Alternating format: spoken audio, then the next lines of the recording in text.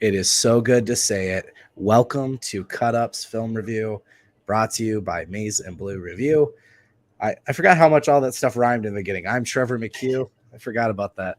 Anyway, I am Trevor McHugh, senior editor, Maize and Blue Review, joined by the wizard himself, Toski the GOAT, no cap, Mr. Stephen Osentoski. It is so good to see you, brother. How you doing?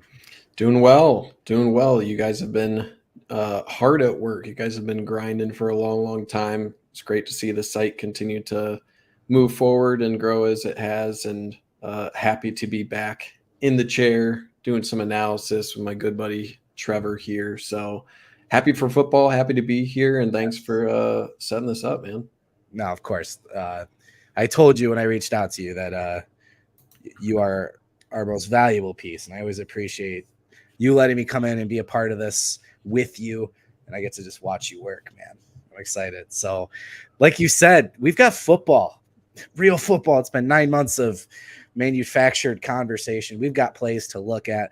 I'm excited to see the plays you focused in on, just because I feel like fans' reaction to this game is a little bit of a mixed bag. Yeah. In terms of the things they were happy about and maybe things they're genuinely concerned about. I guess just quick, your thoughts real quick on the game before we actually jump into the film here. Yeah, I mean, JJ McCarthy has shown that leap. I think we can definitively 100%. Say he's there. I think there are some qualms with the run game that I think are definitely valid. It's one game, right? I think it was against Hawaii last year. We had 1 sack and people were freaking out. Turned out defensive line was okay. So there's a lot of things, again, with grain of salt that you can take it. Trepidation, I think there are certain things that we were spoiled about. But I think overall it was more than an acceptable game. You look at games like Ohio State, Michigan State, around the Big Ten, there's a lot of rust and a lot of things that different teams are running into that they need to brush off and get going on. And I think Michigan established themselves well, and they have things to work on. And I think that's a lot of teams, in Michigan's ahead of the game, or ahead of a lot of other teams in that regard, to where we can feel comfortable. But this is a national championship caliber team, right? So expectations are above the level that Alabama has, right? And that's the crazy thing I keep having to remind myself, where Michigan's expected to do more than they ever have been in a long time. So I get it, and I'm excited to dive into some of those trepidations, is what I like to call them. Yeah, we're at a point where, like, anything less than flawless is not acceptable, right? Yeah, we could spend a bunch of time talking about, Harbaugh not being there, Sean Moore not being there, et cetera, but we've got tape, we've got actual football to look at. So let's dive right in, Toski, here. First play of after the kickoff, right? First play of the game for East Carolina. Yeah, and right away, it was pretty clear that Michigan's defensive line was going to establish the line of scrimmage here.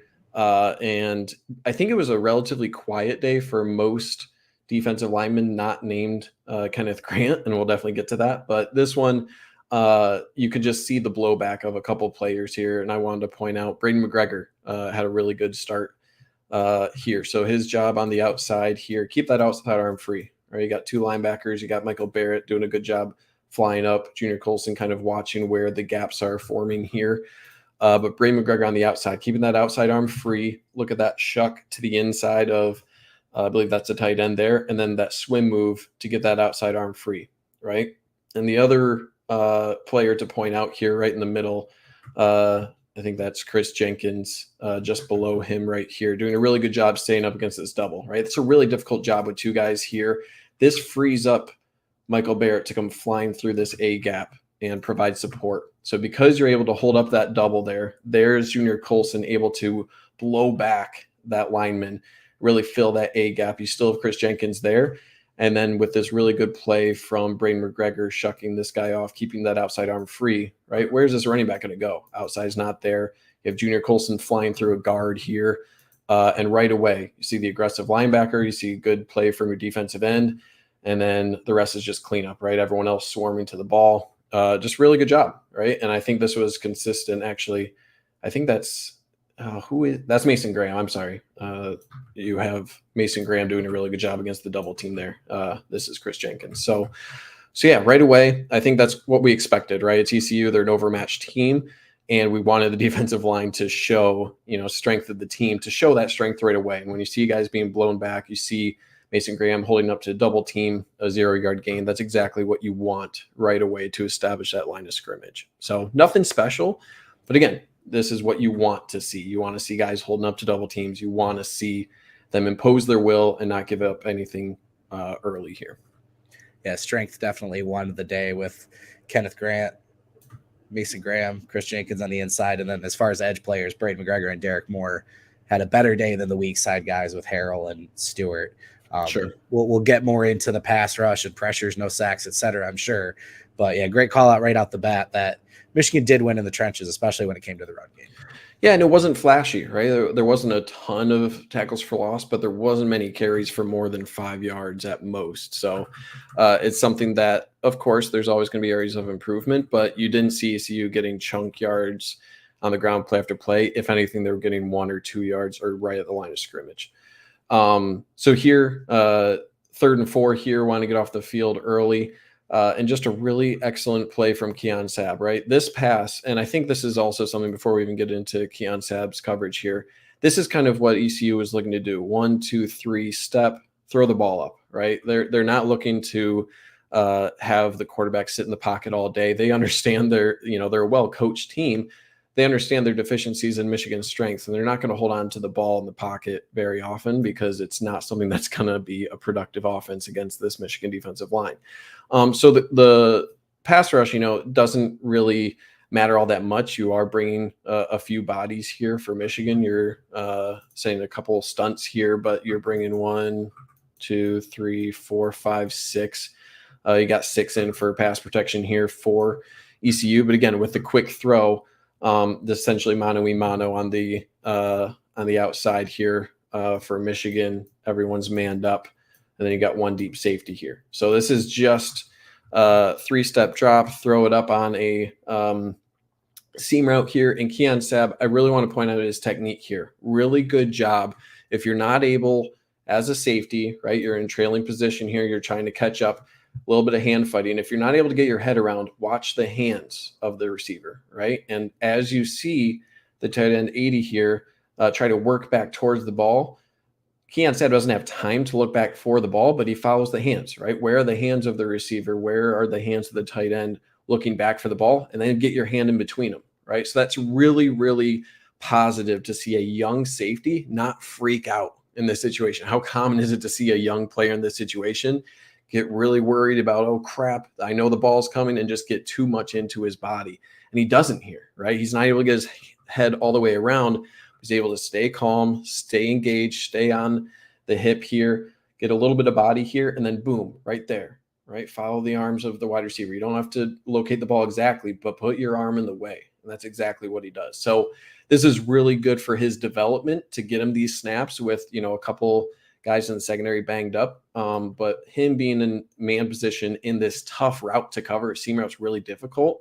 And for him to perform that way without picking up a penalty is a really good sign that he's comfortable out there and that the coaching staff is comfortable putting him in these man-to-man situations to be able to get the defense off the field on 3rd down here. How many times did you and I talk about on underthrown balls, the defender getting called with a PI, right? So you're right. He makes a play on the ball. He turns around, and this just shows you it doesn't have to be a ton, but to get your arm back and turn your head back and not be going forward into the receiver, that's all you got to do because you have as much right to the ball as the receiver does. So exactly. Yeah, to see a guy who has not played much, right, his first start filling in for Rod Moore, not only make a play like that, but he ended up grading out as the 2nd best defender for Michigan on Saturday. So yeah, just awesome play right out the gate. Key 3rd down stop. And yeah, you're right. When it comes to the sacks, that was get out the throw quick, even though my guy's covered. You're about a half second away from Braden McGregor and Chris Jenkins wrecking your QB there. So right, yeah. Braden McGregor here, you could argue this is a hold, right? This guy's kind of grabbing him around the neck here. You could, and I would. Yeah, you could, and you would. So yeah, you give this another second here, and you got a couple guys barreling down your quarterback, exactly as you said. So they'll come, right? As long as you're getting that pressure felt. That's putting your defensive backs in a better position, and it's gonna happen down the line. So again, it's one game, something to pay attention to, but nothing to freak out about just yet. And now we have this punt, special teams. I think just real quick, we were spoiled with special teams. So I think it's Jack Thaw. I think that's the walk-on's name, who was returning punts. This first one, not able to field it. I can't remember if it's Jack or Jake. Jack or Jake. It might be Jake. Jake Thaw sounds better. I think that sounds correct. It's Jake, yeah. Yeah. And so he's not able to field this one. And Michigan really not able to get their first set out. I think these 3 plays are just, let's not start the game with a safety. Let's just figure out how we can get off the goal line. So they didn't get into their first series, their predetermined plays, so to speak, at a normal 25-yard line start. So this is get off the goal line, but right away we see a couple communication issues, I think, on the offensive line. I didn't clip all 3. I think I clipped 2. But right here, ECU all day on defense was bringing a lot of bodies. A lot of bodies were being brought. And I think this is another area where you're going to want to watch the offensive line, primarily around how Drake Nugent handles different sort of rushes and different sort of looks from defenses early on as he gets used to the offensive line, right? Transferring from Stanford, there's a lot to learn here. And this is a call that, frankly, doesn't necessarily make sense. So what I mean by that is you got 7 bodies here for TCU, right? And you have 1, 2, 3, 4, 5, 6, 7. So you should have 7 for 7. I think that's what Drake Nugent is thinking here, is that they're going to, and when I say Michigan is going to shift out here to the outside rush, get to the outside, get here, and get here. And that's the overall goal here. The difficulty with this is this angle doesn't really do it justice. This is a really tough job for your right guard to shift over like this and pick up this block. And then who's going to block this guy in the middle, right? Even with this shift, you have these 2 bodies that are really difficult for these 2 offensive linemen to get, right? So I think the call Drake Nugent was expecting to deal with these three linemen, but that leaves a really difficult job for your right guard and right tackle, really unrealistic job for them to pick up these 2, to leave these 2 on the outside for Trent Jones and Max Bredesen here. So I think the main issue here is you're going to have to cut your losses on one of these guys, and the guy you cut your loss on is number 9, right? He's coming around the outside, got an inside handoff. You got to expect Blake Corum to barrel his way through and find something while he takes himself out of the play. Instead, because you have Drake Nugent going this way, you're again leaving too many bodies in the middle for the offensive lineman to be able to handle this. So I'd say Michigan handles this adequately given that call at the line, right? You have a really difficult job here where you need to pick up this block and then get off of it for the blitzing linebacker. And that's what your right guard there, Zinter, has to do. And he does that, again, admirably. The issue here is that Ladarius, that's Miles Hinton here, your right tackle. He is combo blocking here without getting over to help once you have Zinter getting off of this defensive tackle to the linebacker. So this guy becomes completely unaccounted for. After Zinter, boom, hits him, there's no one else to pick him up, right? So now what you don't have a good situation, right? Blake Corum has to go up fast because number 9 off the edge, not able to get a good block on him. And then you're having these 2 guys who are sort of half blocked, able to make a play on the ball. So again, it's just cohesion, right? And Michigan, I think, has the right bodies and the right depth and the right people to get it done eventually, but this is a new center, and these are pretty aggressive looks to handle. And I just think this call was a little bit off from Drake Nugent under pressure here. So decent job from everyone handling that. But again, it's all about cohesion. When you have a guy like Nugent and Miles Hinton who are new to the program, right? All the rest of these guys have been developing in this offensive line under Sharon Moore for years. It's really hard to feel that cohesion, feel that unit right away on the first snap on your own goal line. So I think that's kind of what we saw on this initial series here, was a little bit of nerves, a little bit of lack of experience as a unit. I talked about that in a column on Saturday. We talked about it a little bit on Hail to the Podcast before this. it's been a fun story talking about how deep and talented this offensive line room is and how the second unit could start for most college teams, etc. But I think Michigan lost something this offseason by not having a consistent group of ones, right? Yeah. And it's that cohesiveness that you're talking about. Last year you had Barnhart and Jones competing for right tackle, but you had 4 starting offensive linemen. Olu was new. The other 3 came from the previous year. There was just some cohesiveness. And now with this battle bleeding into the season too, you really want to settle on some guys. So first off, shocker, Zach Zinter is amazing.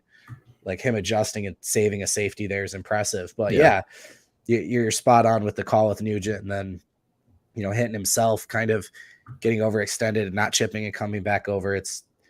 They have all the talent in the world, but the offensive line is always like a group within a group. Right. So. Yeah.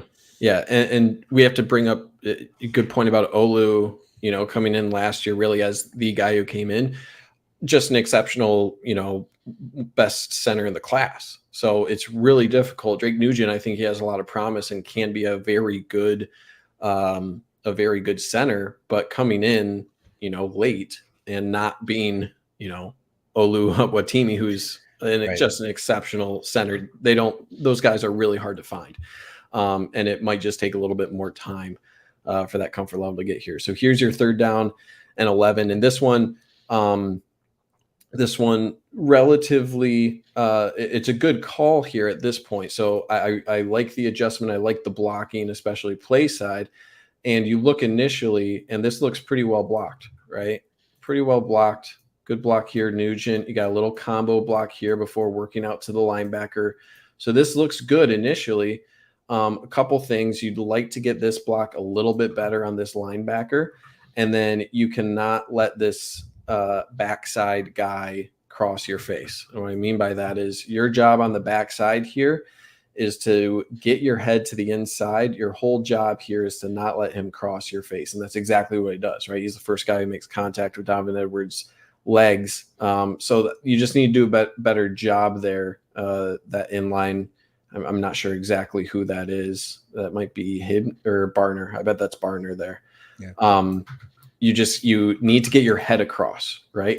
But this is also something where I think Myles Hinton needs to do a better job as well, right? Where is he actually going to get? He needs to cover space, but he needs to help his tight end here work across, right? You don't need to do a whole lot. Just give time, a little bit of a chip, and then just work down the line, right? You got a lot of open space here to cover to eventually pick up anyone flowing this way, but there's no one immediately crashing down as a part of your getting down the line of scrimmage. You just need to help your tight end. Give him a little bit more time, and he doesn't chip enough, right? Just give a little chip, and then you can help and go out. But you're there as an assist. Myles Hinton needs to assist more as a part of his assignment there, because if he does, right, if you erase this guy from the play, there's a lot of promise here. There's a lot of potential room that you could get. I will say this is a really difficult job for your right guard here to stay engaged on this linebacker. It does a good job, right? He gets up, he flows down, and eventually makes the tackle here. So I think this is, tip your cap to that linebacker for engaging and flowing down, but Barner needs to do a better job and hitting as well and helping out his tight end. Yeah, we never do this to pick on players or anything like that, right? We're just talking about what we see on the tape and some numbers things. So it was not a great day for Hinton and Barnhart as well. Honestly, both the tackles were the ones that struggled the most out of the offensive line group. But yeah, on this one, it's like he's trying to get to the second level before he's even made the chip block. And then he's going kind of in a direction that doesn't really help the run play either. Like you see at this point, he's literally in no man's land, just looking back at Corum getting, or is that Edwards on this play? Edwards, yeah. Yeah, getting wrapped up, right? So like he just moved on too quick. Like you said, didn't help the tight end. Just another one of those where you've got new guys on each shoulder and it doesn't feel like they have a good read on what each guy's going to do yet. Yep. And I mean, it's stressful too, right? When you're on your own goal line, the defense is going to load up. Again, it's understandable, but you again. Well, we know they were out of script because the first play on the next possession comes the Harbaugh train tribute, which was obviously going to be the first play. So starting out on your 3 probably didn't help everything. Yeah, exactly.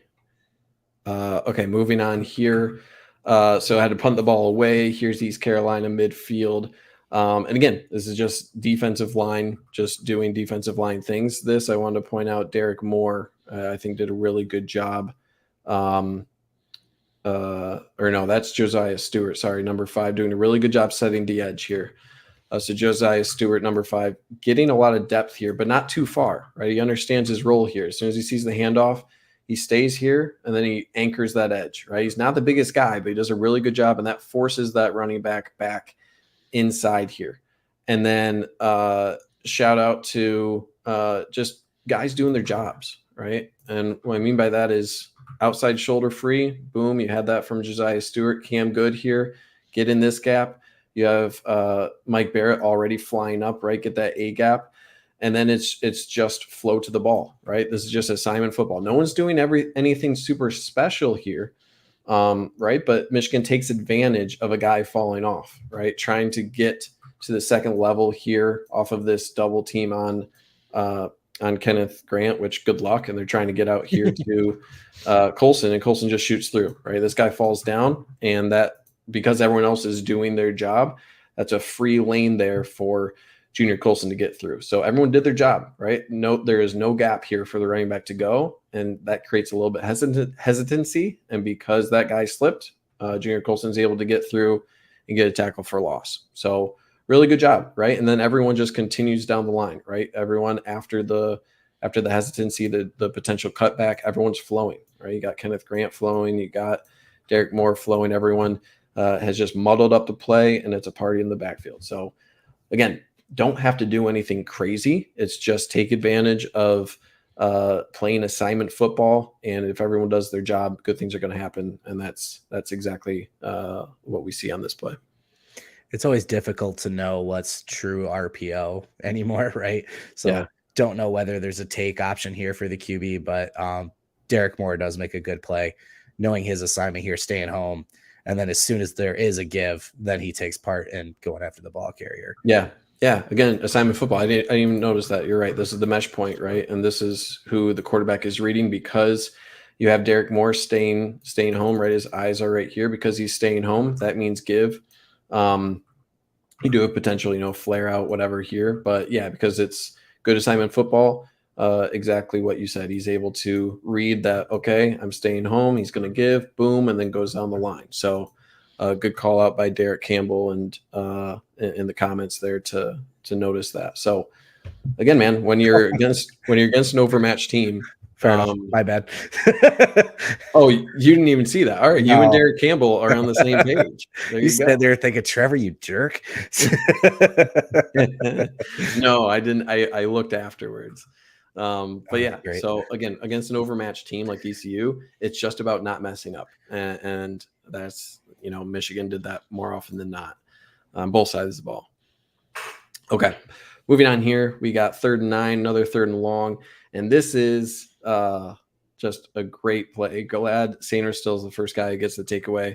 But this is Michigan sending their nose tackle on a stunt. And this is just crazy. I remember, I'm going to find the podcast where I call out Kenneth Grant when he was in high school, watching him do spin moves, tracking down screen plays down the line of scrimmage. I'm like, this guy would be a 5-star if he had a proper nutritionist in high school. And I stand by that to this day. So they're sending, because this is another thing, it's 3rd and 9, obvious passing down here.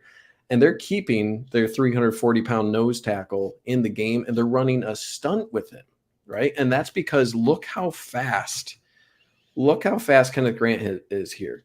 Gets around that little swim move.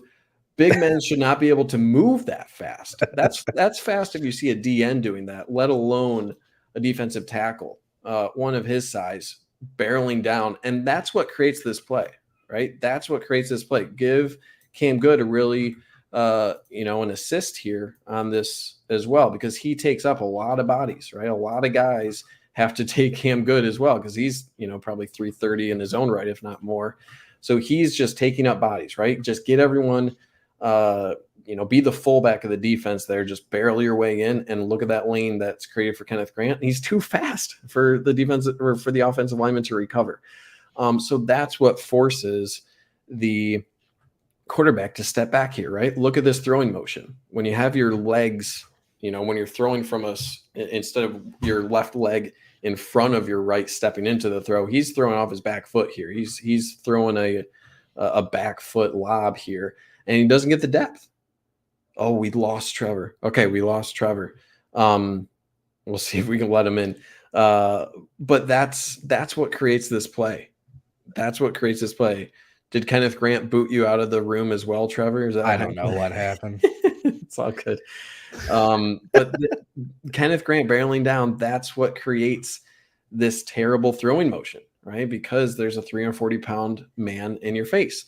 And instead of the throw, right, there's a little bit of room back here if the quarterback can step into it. But because that's not there, he's throwing off his back foot. The depth on the ball is not there. And that's what allows this play to happen. So that's just huge. Both Kenneth Grant being huge and his play being huge. And Mike Sanger still, again, reading that, being in the right position. I was going to ask if you had this view. Yeah, it terrified me looking at it, man. But just a truck coming at you. Yeah, but just a really good play. Good hands from Mike Sanger still being in the right place. And yeah, man, I'm excited for Kenneth Grant. I thought it would take another year, but for the staff to have him out there on third downs and put a stunt for him, right? They're not running stunts anywhere else. This is a stunt for Kenneth Grant. And he's proving this to be a good call from the coaching staff as well. Number 1 graded defensive player of the day, number 1 grade in pass rush. Yeah, was Kenneth Grant. So yeah, you and I like our assist category, the made up stat, the sack assist, or in this case, interception assist 100%, right? You're talking about a 20-yard out throw. That's difficult for any QB to make when he has time and can set his feet. And Kenneth Grant's making him, like you said, throw off his back foot. So turnovers is going to be a focus of this defense. It was good to see it not be a tip ball or something kind of crazy, but just a well-executed stunt and your nickel corner getting in front of the route. Right. Yeah, and Kenneth Grant shouldn't be allowed to move that fast. That is illegal, right? It should be illegal. But like, this is where, I understand like, oh, I wish there were more sacks, whatever. But like, this is effectively better than a sack, right? Like if he literally cannot throw this ball away with this pressure, and that's what it can create. So create chaos, whether it's a sack, whether it's a turnover. You want your defensive line to be affecting the play, and they did that a lot, and that's kind of what we saw in that one. Real quick, can you go back? I'm sorry. Oh, sure. Yeah. I know he doesn't get home, and it's not even a huge factor on the play, but just to see what Josiah Stewart can do.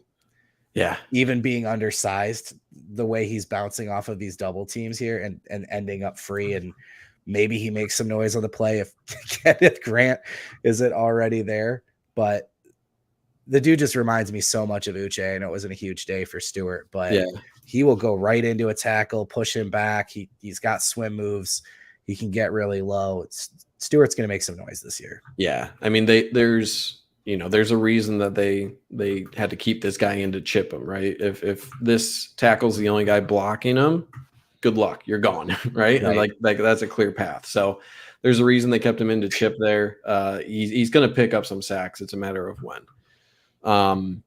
I could watch Kenneth Grant do that. Oh, dude, it's so fun. Go back if you haven't watched his high school film. Anyone in the chat, go back and watch it. It's hilarious because it's just terrifying thinking of some 16-year-old guy coming out of algebra earlier that day, having to just take on that mammoth. I feel so bad for those poor kids, but fun for us.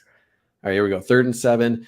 And this is just like the arm strength of JJ McCarthy. This was, one of the first passes where I was like, okay, like that's the arm that I remember. And it's nothing too special. You got 5 men in to protect against a 4-man rush. And one caveat here is I know a lot of people will say that like, oh, it's only ECU, whatever. There are a lot of things that you can take from a game that are opponent independent. And this is one of those where when he's here on the opposite hash and he's throwing, what is this, a 20-yard out? Exactly what you said before, Trevor, of 20 yards out is not an easy thing to do in the collegiate game. and JJ McCarthy makes it look easy. This is a powerful throw, as my computer doesn't want to press play. And that's right on the money, right? That is right on the money on a rope. He's relatively well covered, right? This route isn't really that open, but it's just a deeper sort of corner route here, a deep out route. You got motion here for Cornelius Johnson running a shorter out route here around midfield. Defenders don't do a bad job with this, right? That seems to be the first read, is just this combo here. That's where JJ McCarthy's eyes are looking at those two routes. But because he has outside leverage here on this sort of deeper out corner route, whatever you want to call it. Can't really see the true route there, but it looks like a deeper out route. And that's relatively well covered by 21. And I think the other thing that I saw here was strong hands for Rowan Wilson, down in the number 1 this year. That's strong hands. That's pretty well played from the defensive back to be able to hang on to that through that contact. It's a pretty good job. So this is an NFL throw, and again, opponent independent, right? You're not going to see many guys covering this route much better than 21 does here for ECU. And that's just a first down. I don't care who you're playing. You're not going to be able to do it much better on both sides of the ball there. And usually I'd say 99% of the time, if the offense and defense play the play perfectly, the offense is going to win. And I think that's what we see on this play. Yeah, Michigan loves to do these levels concepts, right? Yeah. Where JJ has options on one side of the field, down and above. And I think you could make an argument that JJ last year is throwing to Cornelius Johnson here. Right? If you watch the corner, he goes with Roman, right? You see that pause there. CJ's open. And now he's short of the sticks. He's probably going to have to make a catch and turn upfield. But like you pointed out, JJ makes the read right there that he knows he's got the inside shoulder. Yeah. And he knows he's going to turn, and he chooses the more difficult throw, makes it look easy, and gets the first down. Right. That's when we talk about the leap of JJ going into that elite category. That's it right there. That was the difference between him and Cade from 21 to 22, taking more of those chances. But now you want to talk about mechanics too. I know some people like to pick apart some things about JJ. When you got a pocket that big, it's easy to be mechanically sound, but like that is a perfect throw. Yeah. It's ridiculous. Yeah. So. That's exactly where it has to be. And we're seeing a full, we haven't seen a full, fully deployed version with his legs yet. Right. We'll talk about that later, but from a passing perspective, we're seeing what we all thought that he could develop into. We saw a lot of that. I mean, what was it? 26 of 30 for 280 and 3 TDs this game. I mean, that's exactly about as good as it gets. So this is second down here. And there's a lot of talk about Blake Corum, and we'll get to that a little bit into his film here. But this, I think, is emblematic that, his knee's feeling good, right? You don't make this cut, I don't think, without having some confidence that your legs are going to be able to handle it, right? So I know he's put on some weight this offseason when it comes to strength, but this is a patented Blake Corum run, all right? Split zone here.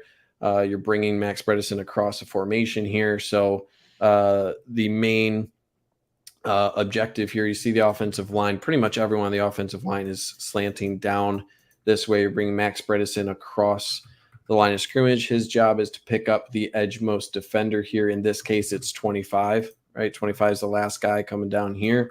So that's who Max Bredesen is looking at. And everyone else does a really good job, right? This is a well-blocked play, good cut there from Blake Corum. And then he finds some daylight here. So good blocks by everyone inside. And this is where you can take advantage of some aggressive linebackers, right? These guys were firing up. We saw it on the goal line. They're firing up all the time, right?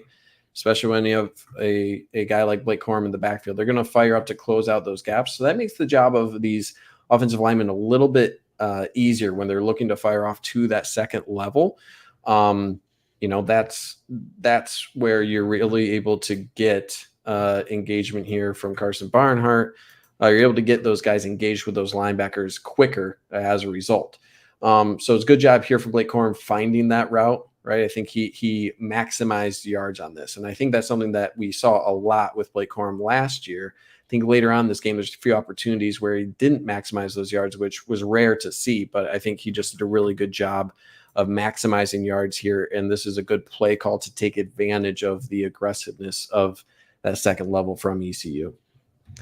That's a great call out, big picture. I think that was the biggest difference, at least what I could see visually, was whether it was Haskins in 21 or Corum last year. It was just always getting that extra yard or 2 or 3, right? Not having a lot of 0-yard runs or even tackles for loss. It was just always getting something to keep the offense on schedule. And that seemed to be the biggest struggle point. But yeah, seeing him cut like that was a great sign. Yep. And then I love Keegan. Like, he obviously expected Corum to come on that other side with him, so he's just kind of looking around like, hey, where are you at? But he knew it was going to be a good play. He just expected Corum to be right there with him. And then he's just loping around. He's like, I don't know where to go. And then he's like, shit, here he goes. And he turns back looking for him, but he's like, oh, you are still loose. Okay, right. Yep, He's like, oh, there he is. All right, let's go. And I mean, he kind of, not to bring a different sport, but a little bit of a ballerina move right here. Do a little 360, a little spin, and then to get back up to full speed, get a little shove on number 9. So good on him to keep on the play and keep getting out there. So I think that sets it up. Yeah. But yeah, look at are insanely good. Yeah. The guards, it's a luxury to have both those guys come back. And even, I like a lot of the returning offensive linemen. I think what you said earlier, where Michigan's too deep, could start pretty much anywhere in the Big Ten, if not the country. And I think that's true. But yeah, those guards having who Michigan has is a luxury, and something that we should continue to admire throughout the year, because I hate to see a couple big guys leave, and eventually they do. But how long have we been saying those names, and they just seemingly are always at the right spot? And, that's a lot of credit to Sharon Moore and the entire staff. All right, moving to 2nd and 6 here. And this is one, again, I just gave some credit for Blake Corum maximizing yards. This is one where he doesn't, right? And it's kind of a patented move from Blake Corum to do this sort of jump stop, right? Jump stop, analyze, and then make your cut. But at this point, you have to realize what's happening, right? I think he's probably looking here at this mess, right? That's where he's probably looking and figuring out, okay, where do I need to go? But I think he needs to do a little bit better job of keeping his eyes here. You could argue that he should be out here on this sort of split zone action, right? That he needs to be getting out towards that block. Number 28 is coming screaming inside. Give him some credit. But yeah, you expect Colston Loveland. Oops. Sorry, it shifted to the next play. You want Colston Loveland to be making that block a little bit further outside. But Blake Corum, that's not the spot to be analyzing, right? On this sort of play, you would hope that out of the corner of your eye, you can see 28 screaming. You're going to have a guy coming across, but maybe get here and then analyze, right? And then maybe this is the play where you just barrel yourself into the line, pick up 3-4, right? Not every play is going to be an ability for you to analyze and pick up, 10 plus yards. And this is one where it's, at some point, damage control has to be in the back of your mind, where it's like, I need to accelerate. I need to get out there. This isn't a time to read and react. This is a time to hit the ground running right away. So that hesitancy, right? It's a good block from Colston Loveland if Blake Corum isn't hesitating right there, right? So it's kind of a combination of things where not every play is going to be able to, be that big play that gets there, but you do kind of see a potential crease forming right here. And when I say right here, I should be drawing, but you have Drake Nugent, you got this double team. If this guy comes over, right, you would possibly have Drake Nugent coming across here. So if you have Blake Corum able to step up, wait a second because of both of these linebackers committing here, you could see a lane start to form right there. But he doesn't give himself that chance. So again, there is movement eventually on the offensive line. You can see that sort of wave right here, right, where Keegan You get these guys start to actually get some movement, but you have to be here to give yourself that chance. And Blake Corum just a little bit too hesitant for that one. Yeah, I mean, you could argue you want Loveland screaming down the line there. Yeah. But I think this is just ECU good game plan Yeah. of stacking uneven boxes and blitzing heavy on the one side like that. So Loveland probably thought he was going to be there to seal the seam that you drew. Right. Yeah, exactly. And instead he's coming in here. So that this is another one where I think the offensive line just isn't cohesive yet with who they're handing off, and ECU takes advantage. And yeah, Corum, just a little bit of hesitancy on Saturday. Sure. Yep. And again, we have to consider that it's been since the Illinois game since he's seen full-time play. Actually been hit, he said. Yeah, as much as he was contributing in fall, right? Like actually getting hit like this first time, yeah. Right. And there's a lot of things where your body can be ready, but your mind isn't quite caught up yet, right? The game needs to slow down a little bit more, and it's expected, year over year for that to come back. As a running back, you're processing things so fast. Yeah. You need to get into that zone. I feel like it just might take a little bit of time for him to get back into that zone. But I really like how they utilized him. I think only like 10 carries or so. Really good to get his feet wet. He got a number of good looks, but again, sometimes these things just take time. Here we go, 3rd and 9, first score of the day for Michigan, and good improvisation. Probably shouldn't have counted, right? If you look at the where the throw was there a toenail behind the line of scrimmage? So I had to look it up. It's the ball. It's college. The ball. I thought it was a body part. Okay. That's what I thought too. The ball has to stay behind the line until he starts his throw. So they're arguing that he starts his throw here. Oh, okay. So that means he can continue forward because the ball was behind the line when he started his throw. That's crazy. Because I could not believe that call went Michigan's way. Yeah. So, yeah, apparently if you're going across the line and you reach just back, keep it back there, and then come forward with it. Yeah. It's all right. But yeah, so let's look at what's happening. You got a really crazy stunt here going on for ECU. You're taking both of your defensive ends and you're sort of crashing them sort of inside here.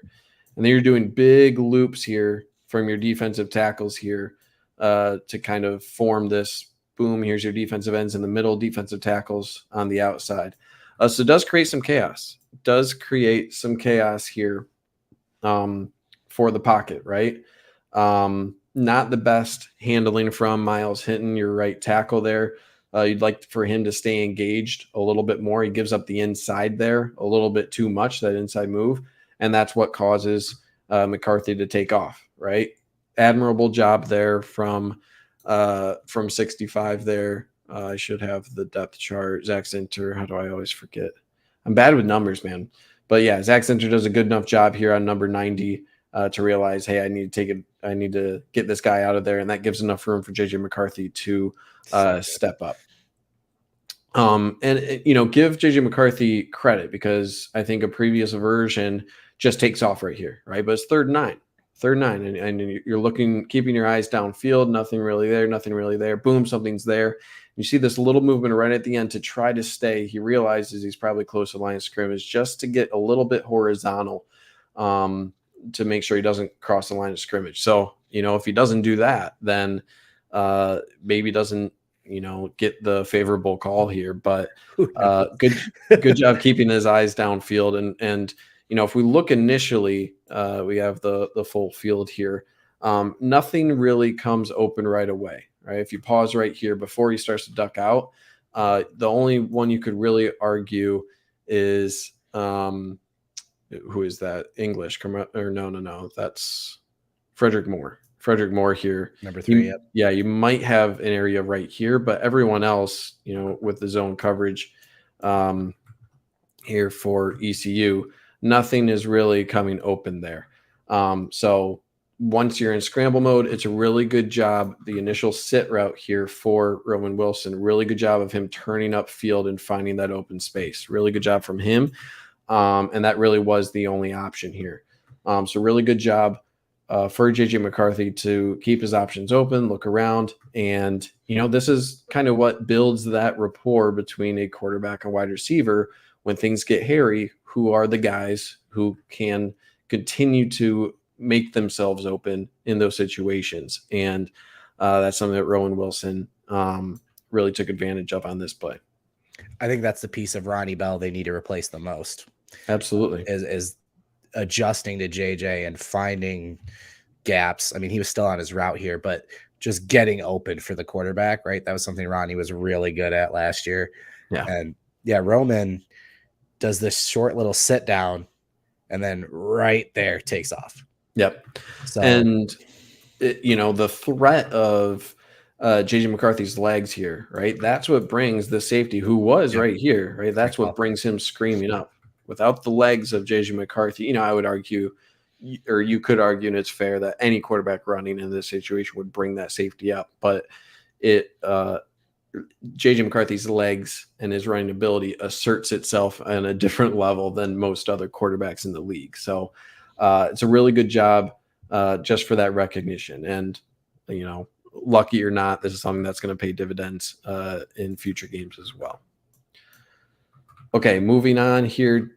Defense, 2nd and 10. And again, can probably stop going too much into depth on this, but this is another play where the defensive line is just doing their jobs. And it's a clever little stunt here. Rashawn Benny is going to the inside here. Another loop here for Kenneth Grant. And really good job here from, I believe that's Derek Moore, getting skinny, right? And what did I say earlier on the goal line for Michigan? Get your head across, right? That's the goal of this this offensive lineman here. Get your head across on this defensive end here, and that's his job. Especially you're pulling your center here, going across the grain here. These guys' job is just to get their heads across. Don't let these guys through. But that's exactly what Derek Moore does. He gets his head inside that gap right here. He's between the guard and tackle right here. He's just going to shoot his way, make himself skinny. And then look what he finds. Boom, make yourself skinny. Really good job, Rashawn Benny. He's really just manhandling this double team. Really tough to do. And look at all that space that's creating for Kenneth Grant to take on this tight end. And then you give enough space here for Derek Moore to work his way through. Right? You got Mike Sainer still on the outside. You just have everyone winning their battles here. And look at the chaos that's in there. You got Junior Colson. You have Sainer still. You have Derek Moore. Everyone's there doing their jobs. So I could have clipped a number of plays. I kept it to just a few, but this is everyone just winning on the defensive line. Didn't have to be flashy, and they just did an excellent job.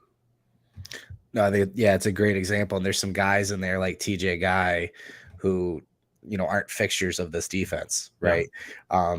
And just another great example, Kala, you mentioned his name, but when we were talking about the cornerback battle this offseason and whether Mike Sainer still might be your outside corner, aside from the pass impact, this is why you want him in nickel. It's what he can do in the run game. Absolutely. Yeah. Yeah. His ability to set an edge, just such a sure tackler, either in the pass game or run game. He's such an asset in that you want to ensure that he is an impact everywhere on every single play, and keeping him in that nickel position is the way to do that. So yeah, it's a great call out. Okay, now we're back on offense here. Michigan has it on their own 10, little play action. And this, I mainly want to call out just to give Cornelius Johnson. I feel like he had a quieter day just by nature of Roman Wilson getting a lot of the passes, but also this is what aggressive defense can open up, right? You only are sending two guys out on routes. You have a deeper sort of crossing like post route here from Roman Wilson, and then a little bit shallower route here. But watch the reaction on this play action, right? Watch the reaction of literally everybody here, literally everybody on this run look, right? Especially because I think you have Max Bredesen coming across here. This looks like your traditional split zone. Here it is. And everyone just comes flying down. Everyone is reacting to that, right? So what does that mean? That means that you have a really delayed drop back over the middle of the field, right? All these guys are supposed to be dropping back in coverage. JJ McCarthy's already set, right? He's already reading this. He's going to have so much room over the middle because of how late these linebackers are at getting depth, right? Here is your linebacker trying to affect this pass, but he has nowhere near the depth to affect this pass in any way. So this pass, not a great one, right? And when I say not a great one, it's still there. It's still catchable for a guy like Cornelius Johnson. But if it's here, right, he might still be running. So when your misses are still relatively, I wouldn't say it's an easy catch, but a moderate difficulty catch. Actually, it might be a difficult catch, but that's a tough catch. That's a tough catch. Yeah. Cornelius Johnson makes it look a little bit easier than it actually is, but that's how the run game can affect the passing game here. And, you have a lot of room there that, in this case, McCarthy didn't take advantage of, but you can see how this will open up the pass game in the future. So, give Cornelius Johnson a lot of credit for bringing this one down. It's a clean route. And, again, those linebackers, that safety coming up with the run action, there's not a whole lot you can do if you're 26, right? 26, decent coverage here, right? He has a lot of field that he's responsible of because of the aggressive nature of that second level. That's a first down. So yeah, not the best pass, but Cornelius Johnson is a future NFL wide receiver, and that's what guys like that can do for you. Yeah, he's got all the skills and tools to do plays like that. It's just being consistent. Yep. And then, yeah, I mean, I'll be interested to see what Michigan does. This is kind of another thing we talked about a lot last year, tendency breakers. Yeah. Right. 1st and 10, they're expecting a handoff, obviously, and that's part of the reason they collapse on it. I don't know if JJ maybe was thrown off by the linebacker dropping back, and that's why he chose to, throw it up high where only CJ could get it instead of leading him like you talked about to maybe get some yak out of it. Right. But I still like the mechanics, the throw.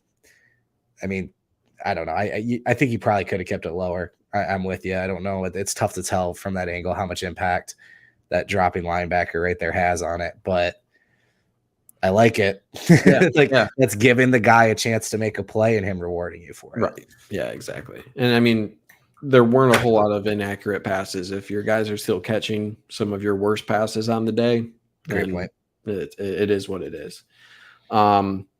Here is, I think there were gripes with the running game, and I'd say it was up and down. Sometimes it was. I think Diamond Edwards did a pretty admirable job. This is just a case of a missed block, right? This play is there to be a big pickup, and sometimes guys just miss blocks. In this case, it's mainly Bredesen, right? You are pulling Keegan here.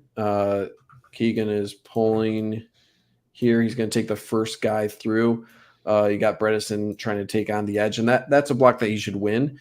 And he simply doesn't, right? Another block that you'd like to see a little bit better here is, again, Miles Hinton. Again, we're not trying to pick on guys, but this is just what we see, right? Get your head across. You're pulling here.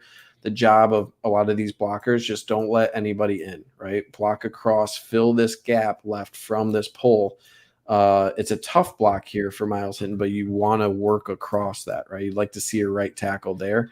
Be able to get there, and he doesn't get his head across, right? So that makes it a little bit tougher.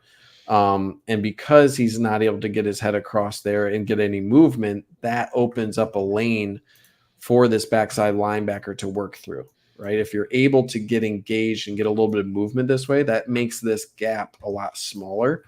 I also think that you could do a little bit better job here if you're Trent Jones here of possibly chipping, but honestly, I don't think that's really his responsibility there. So I think at a certain level, you have to give credit to this linebacker for finding this gap here, right? Maybe you could stay here and not reach a little bit, let this guy come to you, right? Just kind of work your way down the line, let this guy react to it and block instead of creating this gap by going out and blocking him, because that does create a crease, right? That's going to create a crease here.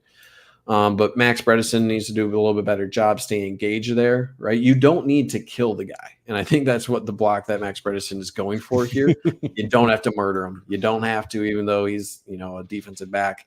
Your job is to primarily get in the way, stay engaged, right? This is a longer developing run. You have to follow not only this block, but also follow the puller here.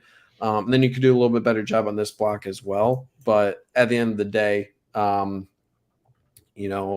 think this is just a little bit better job from Miles Hinton there, better job from Bredesen, and you have potential there. But again, with how close the safeties, how quick the defensive backs here are reacting to everything here, they're flying up. I don't think the run game was really destined to go off in this game because of ECU's priorities on how they're playing this. It's probably the best illustration of that. Kind of reminds me a little bit of some stuff TCU did last year too, in terms of the way they were loading the boxes and coming across the line like that. Yeah. 2nd and 8 here. This is one of the better runs of the day. And again, this is Blake Corum. I think some people were like, oh, he shouldn't have got caught, or like he lost his step. I think this is pretty patented Blake Corum. I think you also have to remember that, he didn't have a lot of time for conditioning and speed, right? Like he was able to bulk up and put on some strength on different areas of his body, but he wasn't able to run a whole lot. So did he lose a step? Maybe, but he's still pretty strong and still pretty damn fast. And this is a defensive back that just barely catches him before the goal line. So not something I'm worried about, but this is, again, taking advantage of some aggressive ass linebackers, right? And this was one I want to make sure I gave Bredesen some credit here, because there's this guy flying up off the edge here. Bredesen does a really good job kicking him out. And then these linebackers doom themselves, right? They fly up at the line of scrimmage here and they get lost. So really good job sealing the edge here, right? And remember what I said about getting your head across. It's a better job here of doubling this defensive end here, taking him out between Trent Jones and your left tackle here before getting to the second level. And then that gives enough room for Zinter on his pull to come through and clean up anything backside, right? Boom. Really good job. Zinter doesn't actually make contact there, but he does enough to get in the way, right? And then it's a good job here. Darius Clemens, I think it's Darius Clemens making this block here. And then it's just one-on-one, right? One-on-one. And more often than not, you're going to win that battle. Blake Corum wins it enough, right? Sure, he gets down to the 3-yard line, 2-yard line. But yeah, everyone does a good job here. This is an even better view. Really good job caving that side in. Trent Jones caving that side in. Number 99 gets movement there. Max Bredesen, boom, creates that hole. And good job here of slowing down, right? Slowing down, recognizing this is my guy, and just getting in the way enough, right? Boom. You don't even really need to block him, but you just need to make him take himself out of the play if you're not able to block him. So again, nothing special, but everyone just does a little bit better in the last play, and everyone is engaged at the time that Blake Corum needs to hit that hole, and he accelerates when he has to. So I think this is a good illustration of, it looks easy, but that's because when everyone does their job, it should be, right? And it's not easy for everyone to be doing their job perfectly, but you're also playing to the aggressiveness of ECU. Sometimes it'll work out, but sometimes it'll make things much easier because, right, there's no one on the backside. 2022 isn't able to react to this because he already played way too far up. Number 4 doesn't have that good of an angle on this because he's playing too far up. So ECU, while they're able to make plays on certain areas, it makes the job of Michigan's offensive line and wide receivers a little bit easier because of how aggressive they're approaching the line of scrimmage. So getting to that second level, getting to that third level, it's a lot easier because they're taking that risk, and sometimes you're going to get got. No, these plays being back-to-back, I think is perfect because on this one, you can see on the left side of the line, like you pointed out, they're getting the push, which allows Zinter to actually execute his pull. Right. On the previous one, Keegan had to round out because they were getting pushed back. Right. On the right side, Hinton and Nugent are getting pushed back a little bit. That's partly expected because Zinter just pulled. But you're tilting the offensive line. So I don't care if you get pushed back a little bit, right? You're seeing the line rotate, clockwise is what happens to create that seam, right? Right. So Hinton and Nugent can get pushed back a little bit. You just got to keep them from getting in the backfield. Exactly. Right. Yeah. So yeah, massive. It's just funny what a couple matchups, what a massive difference it makes. And yeah, the other run I thought Corum looked a little slower on. This is one that, I mean, we've seen him get caught on these kind of runs plenty of times. So yeah, that's not his game, right? You're expecting more of Donovan Edwards to be more the burner, right? And I think Blake Corum, I think that's the main difference between Donovan Edwards being a 4-4 type guy and Blake Corum being a 4-5, right? Yep. And that's why you have Corum on the goal line and being able to be put in those shorter yardage situations, where Donovan Edwards, I don't think that's his forte. He's more of a make one cut and go, and you want Corum to be able to dance a bit and make those shorter area cuts and be able to bowl his way through a little bit more. So, he's not the 2021 version of speedy Blake Corum anymore. He's built himself into a more durable back for a reason. So, okay, here we go.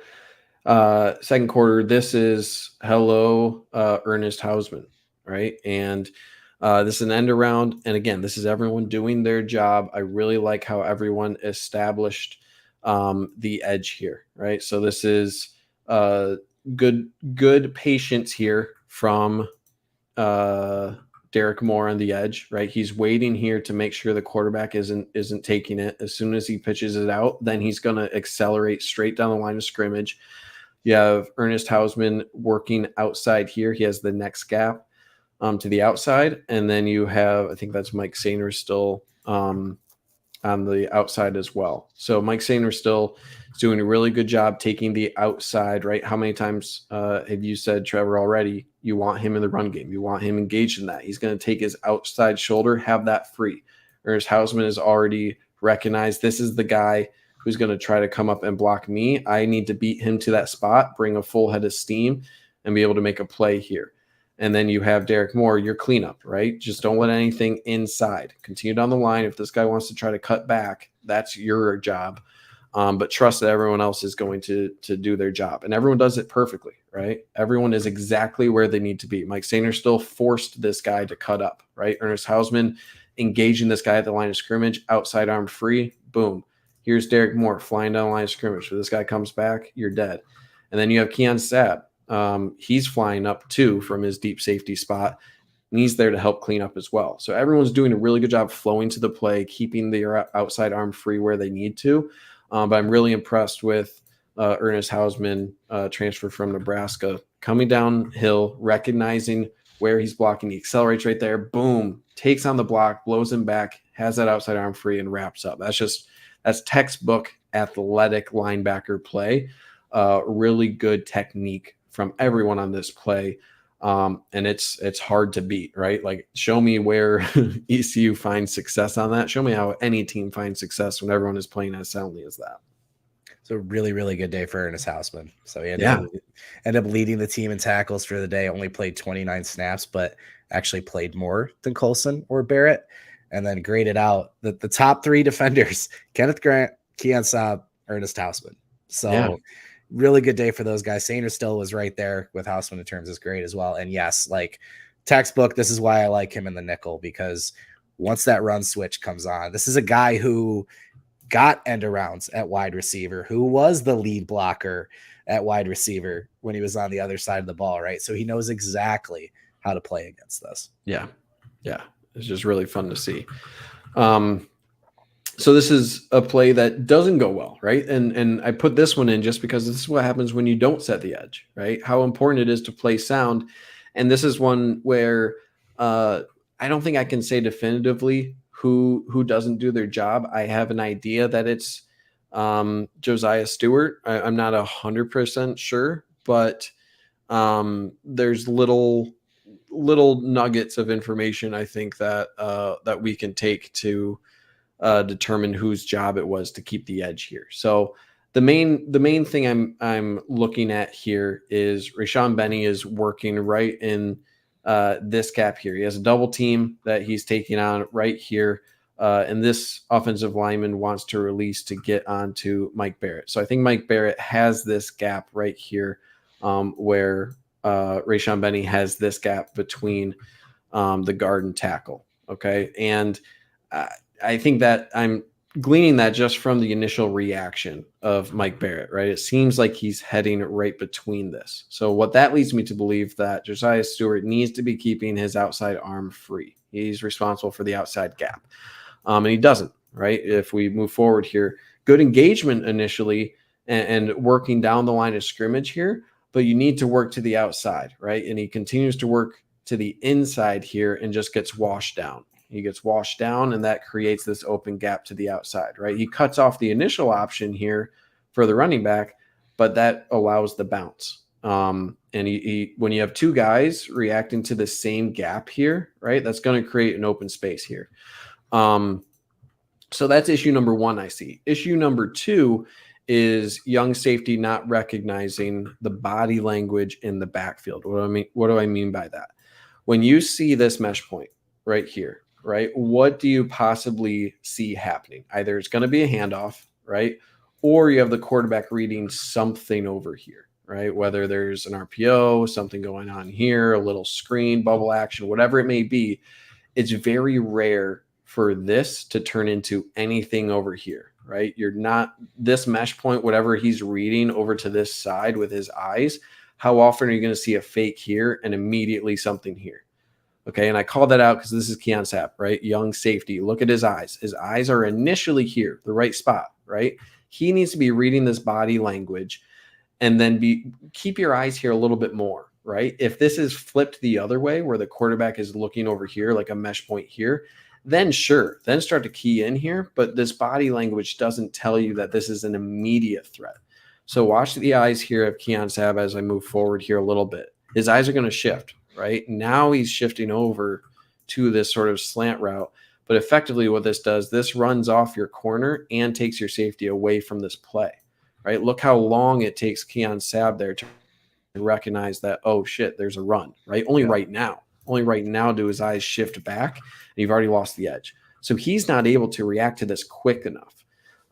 So when you lose your edge here, which is Josiah Stewart, and a late reacting safety to get over, right, that creates that big gap that we see. He's not able to get outside to stop this, where really he should be limiting that at 5 to 7 yards, and he's not able to limit it until, 17 yards or something like that. So that's just a young safety not understanding body language and the overall operation of the backfield. So if either one of those guys do a better job, this play looks to be dead. Instead, it gives it a little bit of life and a big pickup on second down.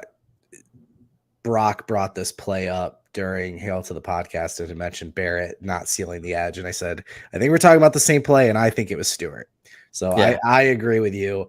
And this is the jump he's got to make to become an all-around edge defender and not that Josh Uche situational pass rusher where he's just trying to fight and get inside. And obviously the running back's on the top side of the field, so he's thinking that's the gap. Right. But that's not his job on this play. Exactly. Right. Yeah. And I know last year we talked a little bit about Coastal Carolina kind of plugged him into this like anchor role, almost like how Don Brown used Gary. So maybe he's so excited to not do that anymore. I don't know. But he kind of takes the bait in a way by moving to the inside, and now he's lost all leverage. So yeah, I think Stewart's supposed to stay sealing the edge there, and then that's Barrett's gap to seal, because you can even see Barrett kind of pauses at one point where his gap gets blocked. He's coming up, and then right here he's like, oh, and now he bounces out. So and I think if you were to see that, if this was the responsibility of Stewart, I think you would see him be a lot more assertive working through this, right? He's taking this on initially, and then he kind of goes down.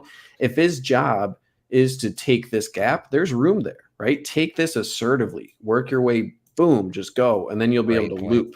There's no looping here, right? Why would Barrett be waiting for this block to come off unless this is his responsibility? So I think the hesitancy, both from mainly from Barrett to not be looping to the outside to take that, I think that's the main reason why it is Stewart's responsibility. But again, it took two things to go wrong here, right? The lack of eyes here and Josiah Stewart not doing his job here. And the play is still almost made there from Barrett, right? So again, it's not Armageddon, but there are things to improve upon on the defense. All right, we got 1st and 10 here. And this is, I needed to clip this just because, everyone was asking questions, myself included, big question mark, what's happening at the second quarter cornerback spot, right? And this is the UMass transfer. Josh Wallace just showing that he has arrived, right? And he's a guy that not only can be a serviceable player. I think that's really what we were looking for, opposite of Will Johnson, just be serviceable. And this is just A+ technique, right? You have your hand on the wide receiver, use the sideline as an extra defender, gets your head turned around, right? This is a back shoulder throw, just incredibly difficult to defend any day. And then he's able to leap up in the air. And this is fighting momentum, right? You can see a little push here from 11 right there to get some space. He's able to stop, jump, and pull down the pass. Yes, it was correctly deemed incorrect because the wide receiver is out of bounds right here and touches it. Boom, dead ball, right? Because the wide receiver is out of bounds and touches the ball, it's dead ball. It's the right call, but I don't care, right? The athletic ability to come down with this ball in bounds answered a lot of questions for me, where we knew he was going to be a heady player, right? Coming into the season, being as experienced as he is at UMass. The main question was, how athletic can he be? How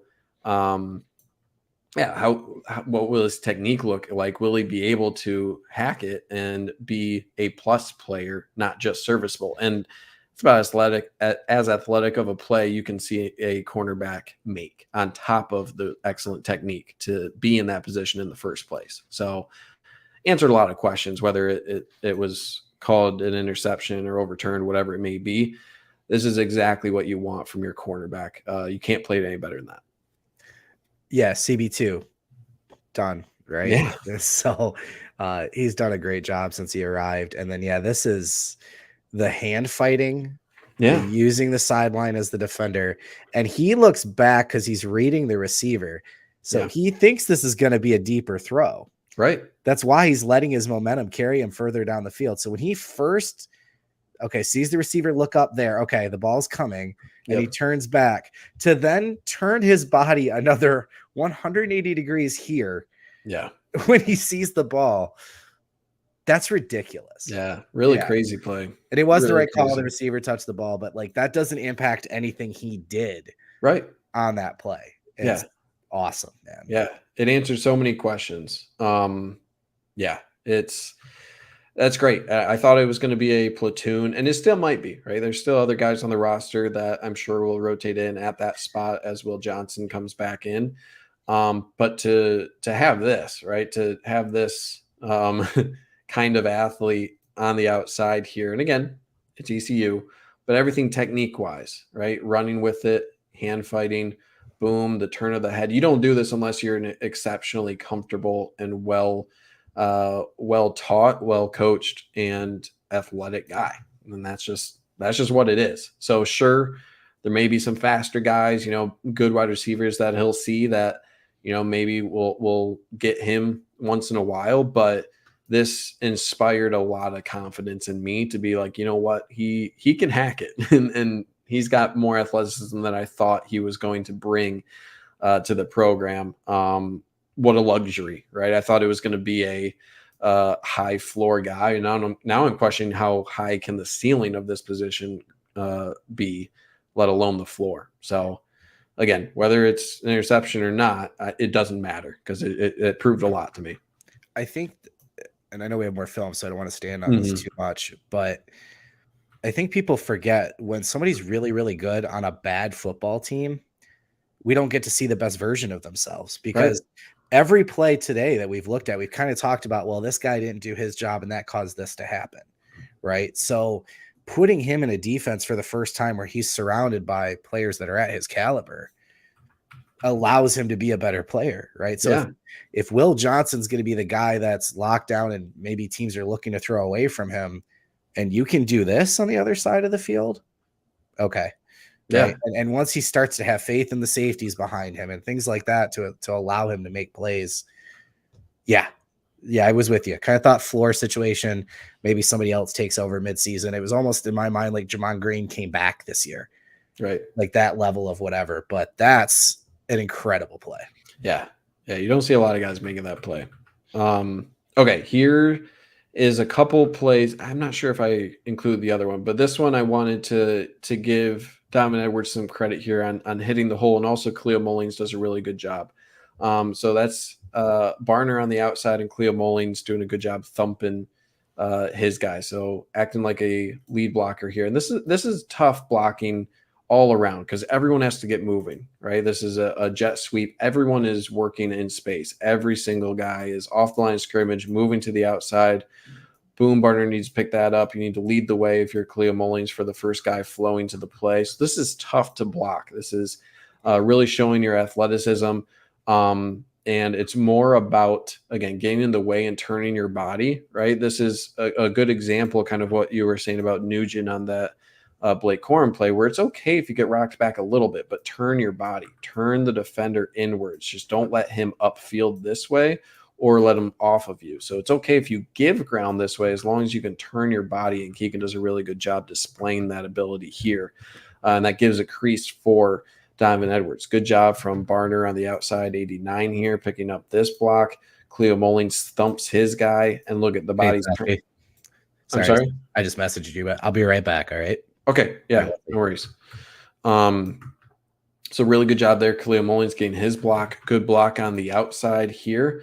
The main thing that I also want to point out with this play, if these guys can maintain these blocks, right? If they can maintain, then you're able to get a touchdown here because it's blocked really well all the way through the safety, right? If they're able to hang on to these blocks just a little bit more, he's gone, right? But because these guys are able to work off of these blocks, it's not a touchdown, right? There, the gap closes and you're able to get there. So this is where you really need to stress your blocking.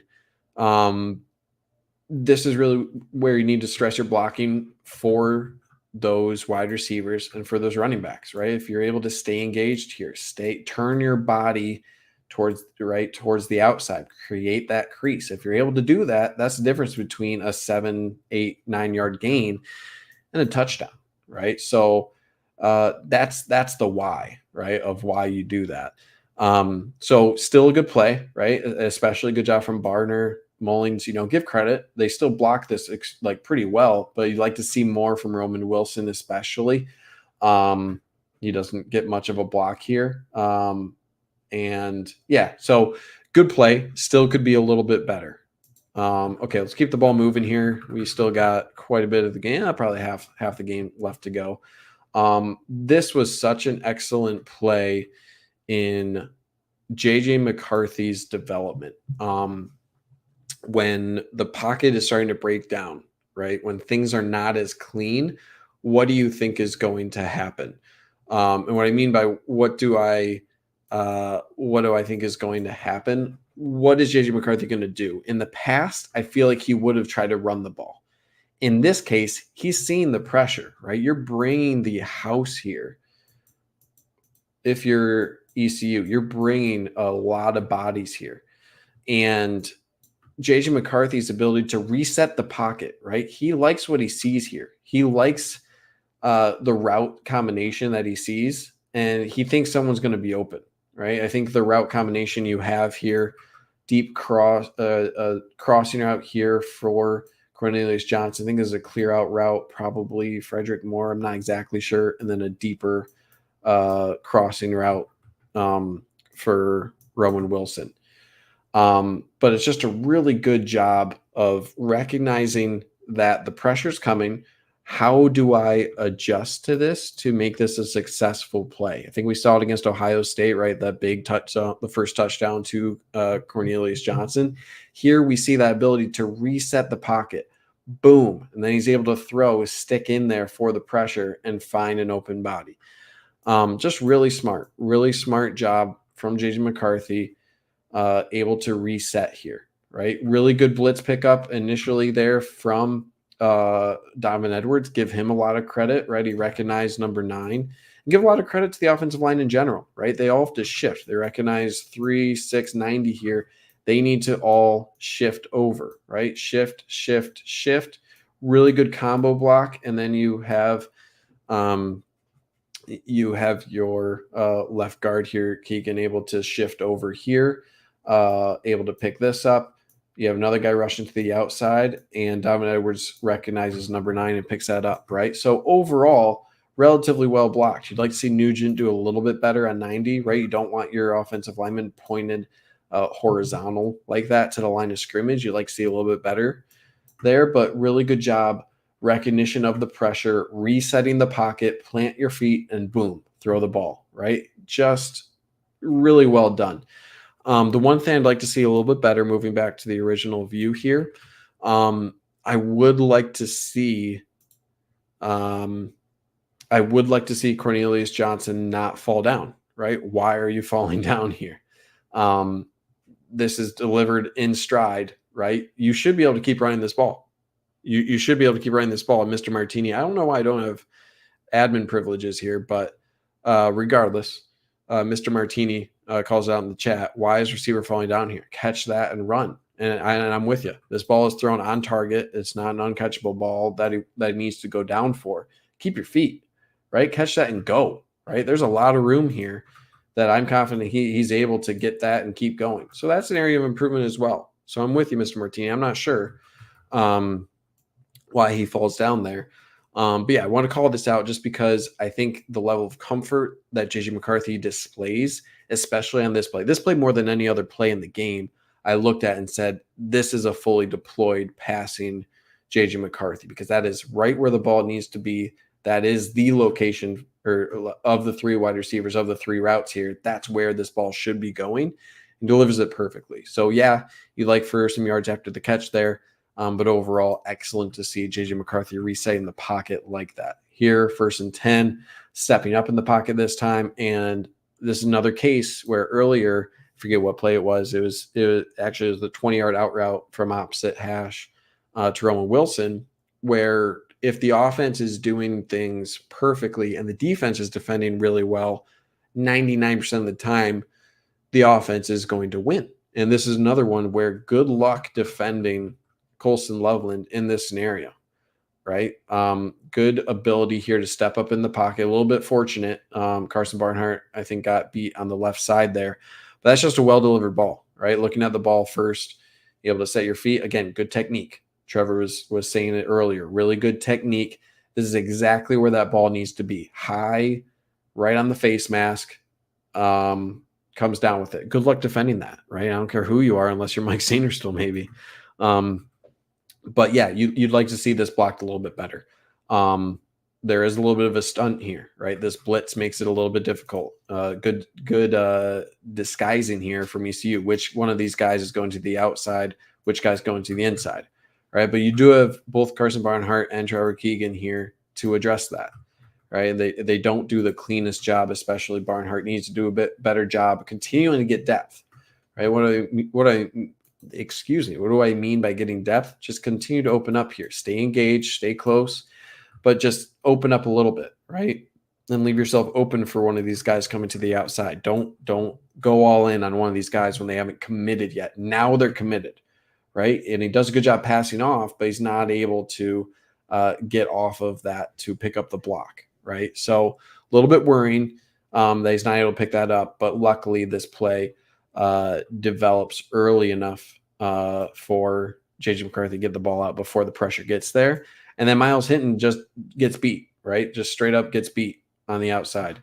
So again, give credit here on the pass rush, but we'd like to see Myles Hinton do a better job with his footwork to stay engaged here, not give that up, right? So Myles Hinton just flat-footed, right? He's not getting any depth here. He's noticed the difference between the kick step from Carson Barnhart and Myles Hinton here on that first step. That first step should be getting some depth, right? Get some depth and be able to deal with any sort of pass rush. He doesn't, right? And now he's turned because he didn't get any depth with that, right? You should probably be at like a 45, maybe 30, 45 degree angle. Now he's still parallel. And because he's still parallel, once this guy makes his outside move, he has to turn almost completely 90 degrees right here. Bring out my protractor. I have a little math here. But he's not able to deal with that. And now he's out of position, right? And now he's falling down. And that's a free free path for number 3 to the quarterback. So a little fortunate, right? A little fortunate this play turned out as good as it did. Give a lot of credit to JJ McCarthy for placing that ball exactly where it needed to be. And Colson Loveland, he's a weapon. He's going to continue to be a weapon for JJ McCarthy all year. Welcome back, Trevor. We only did a couple plays here. I don't know if the truth is believable, but my 5-year-old son just woke up and started racing his Power Wheel in the garage. So so sometimes I do that too. had to go take care of that. Just a middle of the night wake up and play with the Power Wheel in the garage. That's just a good time. Living the dream, man. So living the dream is Colson Loveland with the ball up and high away. All right. Yeah. But yeah, man, it's just a well-positioned ball. And I mean, he's on the money, right? And I mentioned it, the mechanics of JJ McCarthy to put this ball right on the face mask there up and high. Again, who's defending that? And the only guy I mentioned that I could come up with was Mike Sanderstill. That's the only guy who can defend this sort of pass. And that's a great weapon to have. You missed the best part of that play. I did? Yeah, it's Donovan Edwards knowing it's a catch before Colston gets the ball. You're right. You're right. I did. He realizes it's not to him. He sees Colston and he goes, "That's a first down." Yep. Put the finger up. Yep. First so down. Yeah, that's great. Yeah, and no more picking on Hinton. I know it is what it is, but if they are going to do the Michigan method, as they've said, and we're going to see Henderson at left and Jones at right, I would say at this point, just don't delay it much further. I really want to see Henderson at left and Barnhart at right. Personally, I think that's the best 5. Yeah.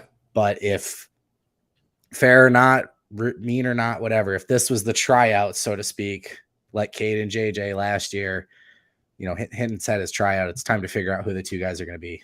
Yeah, I'm with you. So, all right, let's get to a couple more plays here. Might do a little bonus one tomorrow. But yeah, let's get to 3 or 4 more. Here, I covered an earlier play. I'll actually just go back to this one, Trevor, because I think this one follows the same concept. Not that one. Which one was it that I really wanted you to see as well? Where I considered this play one of my favorite for JJ McCarthy on the day, the one I was most impressed with on him just resetting the pocket, where him able to buy himself some time here and make the decision in pressure to reset that pocket, understand where the pressure is, back up a little bit, and then set his feet and deliver a strike here. That was my favorite JJ McCarthy play of the day. And I think this touchdown, I'm all over the place. This touchdown is very similar, but slightly different in that he's still creating time for himself, but in a different way.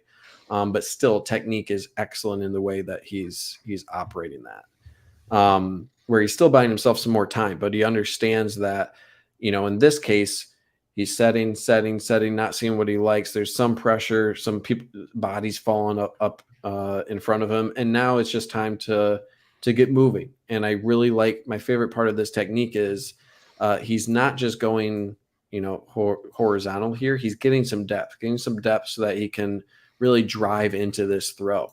And the advantage of that is creating that more, there's nothing really to the outside that's threatening here. So he has time to get this depth, put himself in a better position to run into the throw, get a little bit more drive into that.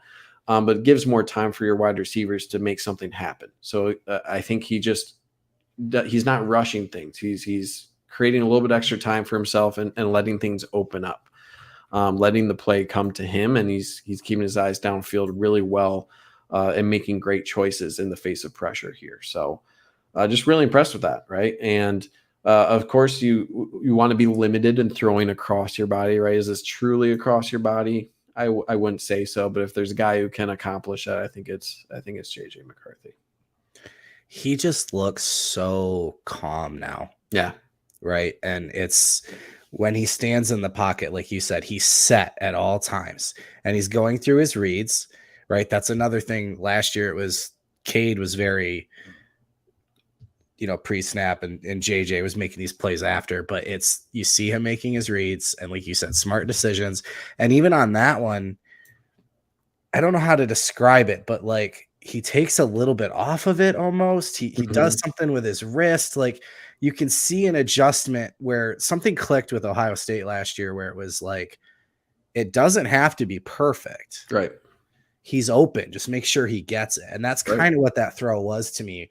Because I feel like last year you would have seen a lot of zip, the fastball on this one. Yep. And he just puts it in a spot where Roman can sit down and grab it. Yep.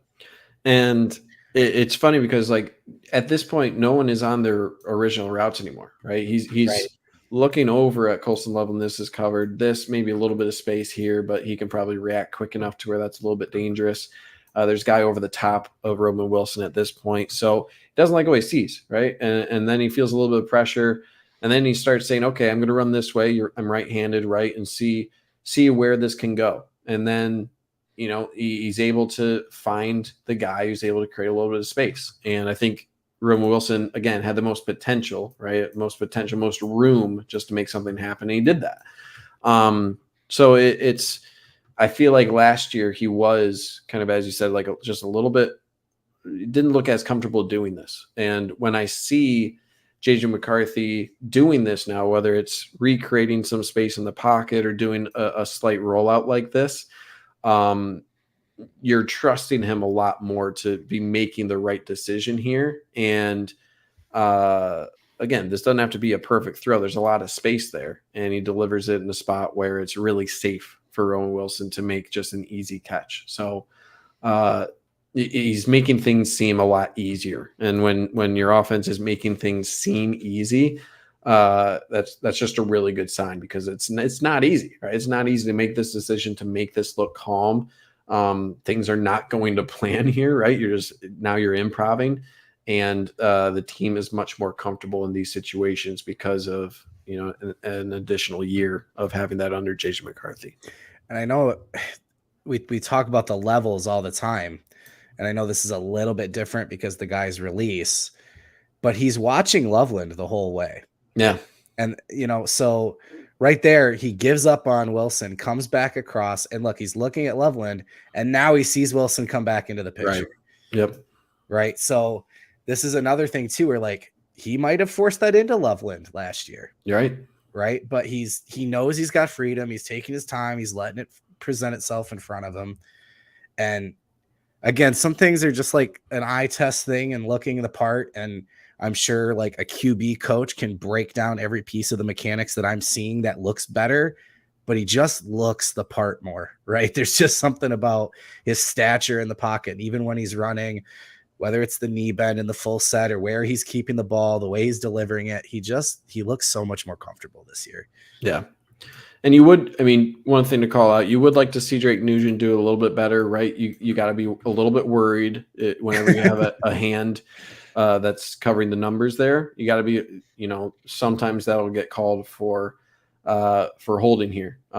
He does get kind of bowled over here a little bit. Doesn't pull him down, right? It seems like that's more on the defensive line. So good job not getting called for that, right? And the other guys are doing an adequate job here. So Drake Nugent probably could have done a little bit better job there. But I think this was a case where it was relatively well covered initially. So regardless of what was happening on the offensive line, it behooved JJ McCarthy to roll out and let the wide receivers find a way to get open, rather than stay in the pocket and not have a plan. So this almost seemed like plan B, right? We had to plan A, defense responded pretty well. Plan B, and Roman Wilson, again, able to find ways, find open space when the initial play kind of breaks down. So it's just a good job overall. Okay, we got 3rd and 2 here. And this was one of the negative plays where against better teams, you just can't have this happen, right? So no real issues with the initial play, right? And this is just a zone where you have Jalen Harrell flying out to the flats here. I think everyone does an adequate job. I think it's just a good play for ECU. You're just going to have a guy just sit in the open zone here, right? You have Barrett doing a decent enough job sitting in the zone, right? You don't want guys to cover grass, so to speak, right? You don't want guys in the zone who aren't coming up on a receiver running back in there. So, you're running the zone here. Barrett does recognize this is the guy coming into the zone. Would you like him to react to this a little bit quicker?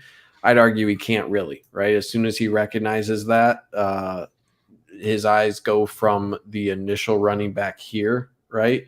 And then he's shifting over here. So once he sees 47 here putting on a block, his eyes shift from there over to this running back, and then he gets to the zone where that running back is. So maybe he shouldn't have drifted to the left a little bit until he saw that running back block, and that would put him, closer to the hashes than where he is closer to the middle of the field. So maybe that's a little bit of a gripe, but I think this is just a case of a better offensive play call than the defense here. The main issue is this should be done at 5 yards most, right? And I feel like we don't really have to bring up tackling all that often because it's usually pretty good with Michigan defenders. But this is one where Michigan gets got, right? Where you'd expect, if not Barrett to make that tackle, Jalen Harrell to, right? And then this is Keon Sabb. I don't know why Keon Sabb is breaking down a little bit here. He should be screaming towards this, right? Screaming towards this, close this gap here with Jalen Harrell, and at least cut that down if Mike Barrett doesn't, right? So to have 2 more missed tackles there isn't something that happens often for Michigan, but something I just irked me a little bit. So I wanted to make sure I held myself accountable and said, you know what, I gotta call out the plays where whenever something irks me, I need to call it out a little bit. But again, not the end of the day. Overall on day, I think tackling was really well. This is one of the few plays of the day where I thought the defense gave up more yards than they should have. Yeah, it's weird. Like Harrell and Barrett are both kind of jockeying with each other, and it's just a weird broken play. Yeah, I felt like Harrell wasn't supposed to go screaming and was supposed to stay with the running back, though. Oh, see, he's in you flats. Think he's in his zone? Yeah, he's in flats all the way. Okay. The way off the snap that he is screaming right away, he's not looking at anybody. So his responsibility isn't to look anywhere except get out to the flat, because this is to cover any sort of bubble from the running back, or the running back could go something like this. So his job is to get to this zone and then react. So he is not looking at anything. Get out there, boom, now look back. Now read and see where anyone is. Because if the running back is getting out here, if it's a super athletic running back, then he would need to either carry this wheel or whatever it would be. But now that he sees the running back going up here, he redirects. He stops his route out here, and then he goes back. But yeah, he has flat coverage all the way. You could argue that he should be reacting quicker to that running back, and I could see that. But you also have this outside wide receiver here who could be running a hitch. And he's not really able to see that behind him, though there is man coverage behind. So I think you're right. He probably could react to, maybe he should be reacting because that is his read after he gets to the flat. Now that you say that, you look up top too. Yeah, they're running the exact same flats coverage. So yeah, you're right. Right. So again, I think this is a better offensive call than the defensive call out there, but not particularly worrying. Just tackling needs to be cleaned up. All right, let's do 2 more here. 2 more plays. Here, this is another one that irks me, man. This one, and again, this is Keon Sabb had a big day in good ways and bad ways, and I think these last 2 plays are primarily Keon Sabb. A couple things that I don't really particularly like on this play. The first one is Derek Moore. Derek Moore, he has a responsibility to come flying down the line and any sort of give to the running back here, blow this up. Now, what he does, if we're looking at Derek Moore, he recognizes that the running back doesn't have the ball, right? But this is his job. I still want him to tackle him, right? Because to me, whenever this is your job, right, you fly down the line and you take this guy out, you take him out, right? Just take the guy out. Don't leave any doubt. Make him feel it, right? Make him feel that. And then in the case where there is a throw, guess what? It was play action. You can't get penalized for tackling a guy behind the line of scrimmage. So I'd like Derek Moore to lay a hit on this guy. Instead, he just kind of passes him off, and then he's trying to reanalyze, right? Which, you know what? He does get a partial tackle on the guy, so maybe I'm the one who's in the wrong here, but his job is to take out the running back and, to me, take him out, right? As soon as you get into the, I'm going to analyze, right? And that's kind of what he's doing here. He's doing his job, but then he's analyzing. He doesn't have the ball. As soon as you get in that mindset, and maybe I'm wrong here, but when you have a job, you should accomplish the job. And if you're analyzing, then maybe there's going to be 1 out of those 10 times where you're analyzing a little bit too much and you're not getting down the line as quick. We saw that Donovan Edwards against Ohio State. There it is. Yes. That's it. Tip of my tongue. Second touchdown. Yeah. Yeah, exactly. Do the job. His Tackle job. the guy. I can't remember which number it was now, Yeah. but his job is to take Donovan Edwards, and he Yes. does this little pause back towards JJ. Right. And that's what allows Donovan to take Exactly. off. Don't even let that creep into your head that the quarterback may have it. I don't care if the quarterback has it, running back has it. My job is to take this guy out. I'm going to let him feel it, right? Make him feel it every single time. That's my job. So that's the first thing. Second thing, Keon Sabb, I think, just tries to do a little bit too much. And again, for me, it's what is your job here, right? They're sending him everyone else's man coverage on the outside here. What is Keon Sabb's job here? Take out the quarterback. Take him out. And quarterback does a really clever thing.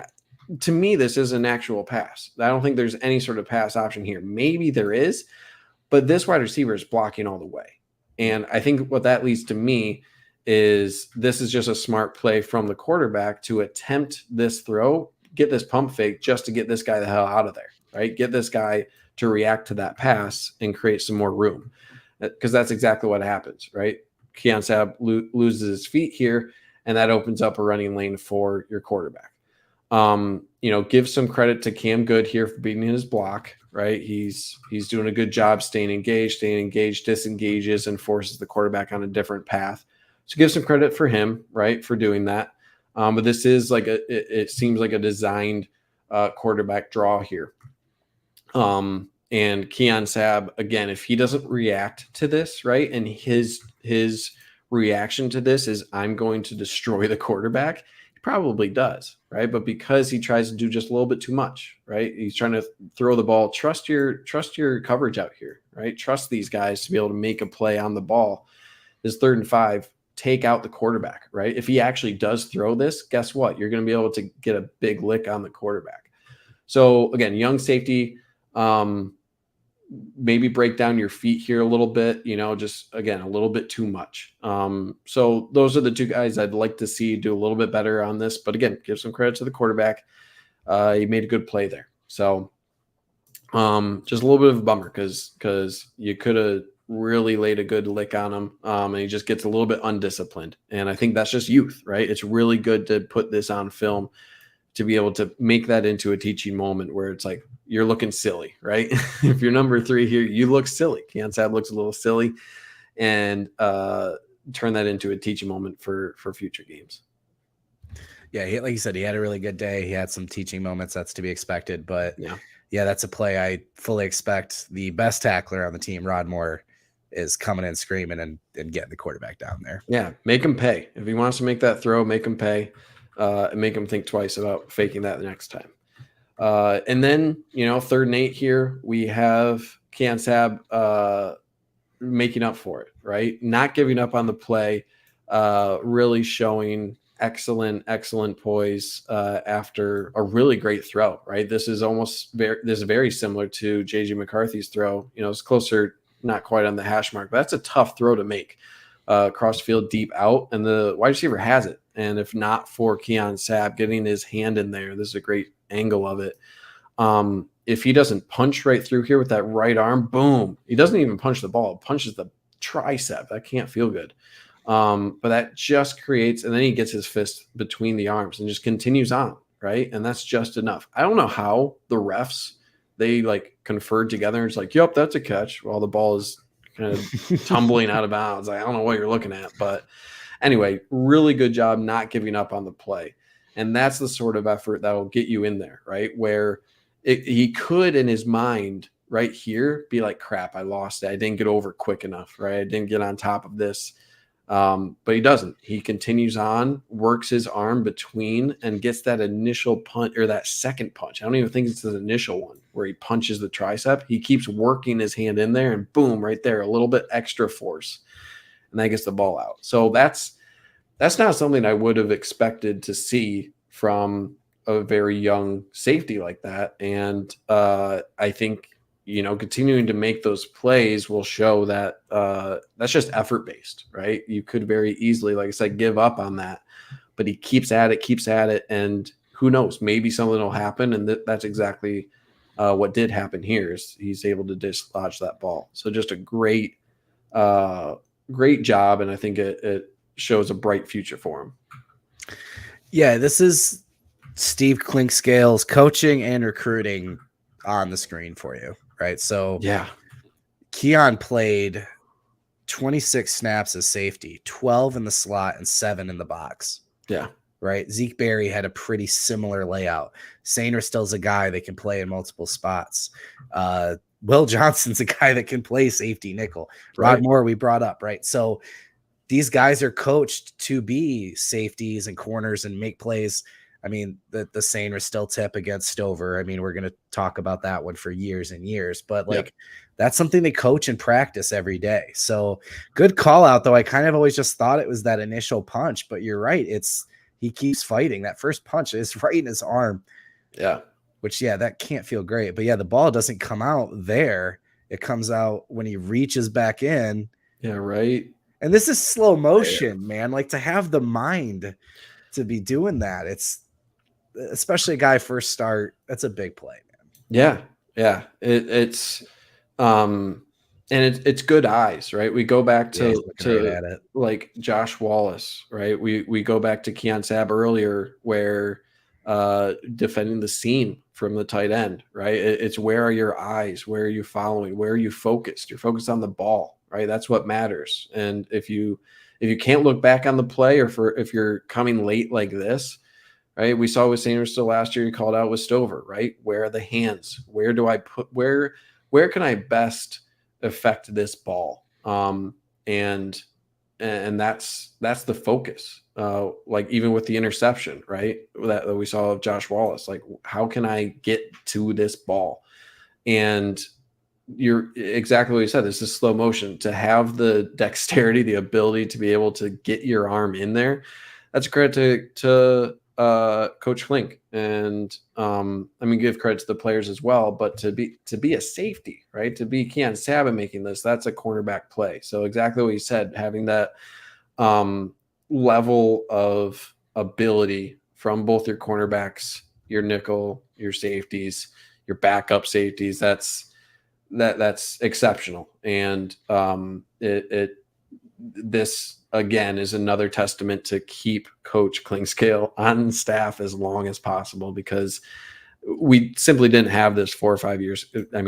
A couple of years ago at all. We were lucky for a guy to be in the area, let alone make a play like this. And I can't get over the effort, like to not give up on that as a young player, to not see this guy pull that ball in and immediately be like, oh shit, to be able to keep at it here and to not be fazed by it is really mature. He's a physical player too. Yeah. Right. So he's been pegged as more of the like safety linebacker type hybrid, where Zeke Berry has been pegged more as like the safety corner.